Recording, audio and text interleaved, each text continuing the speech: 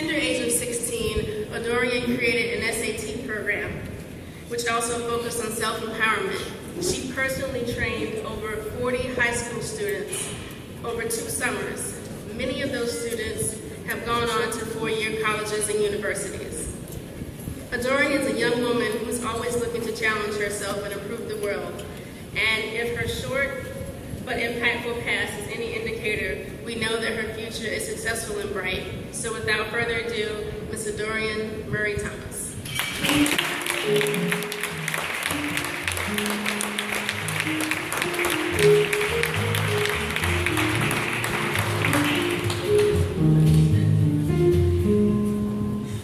Hello, everyone.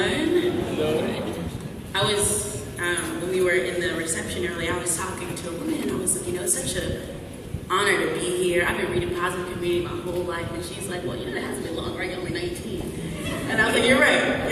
But it's such an honor to be here. I grew up in a family where their entire lives were dedicated to giving back to the community and being of service. So in a lot of ways, I owe this award not to myself, but by having living examples, right, of people who were living examples of what being in a positive community meant and what giving back to that community looked like.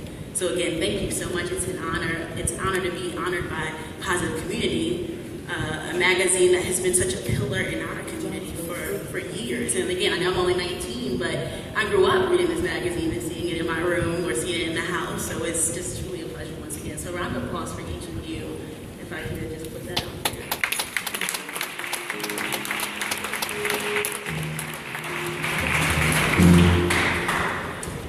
So again, I just would be remiss if I could not echo this enough to say that this award really is in the spirit of people who paved the way before I have.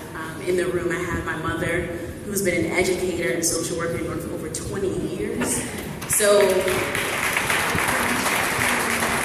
we talk about what makes young people do come to the community and do the work I've done, it's really not anything particular about us, but it's about the fact that we had people who have invested in us, right? The community that invested in us. We're giving back. We're just, harvesting the seeds that have already been sown. So I'm just paying tribute to my mother who's here, my grandmother who's here, who migrated up to Newark 30-something years ago from South Carolina to make this possible for me, right? And for my father who came here from Guyana, a small village, migrated here to the U.S. the same age I am, 19. So it was their vision and the seeds that they reaped and they sowed and planted that made it possible for me to be here today. So I do accept this award and honor them.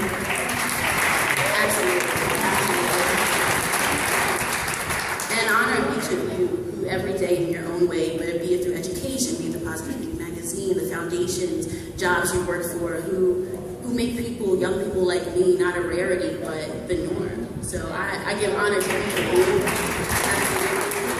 And it's just truly a blessing to be in your presence. And I just want to close with this quote that has always had a lot of meaning to me. I know we have this is a prayer room, right? It's these people who pray, right? And people who recognize the glory of God. So I'm going to close with this quote and leave you all on your evening. When I stand before God at the end of my life, I would hope that I have not a single bit of talent left. And then I could say, Father, I have used everything you gave me. Thank you and have a great evening.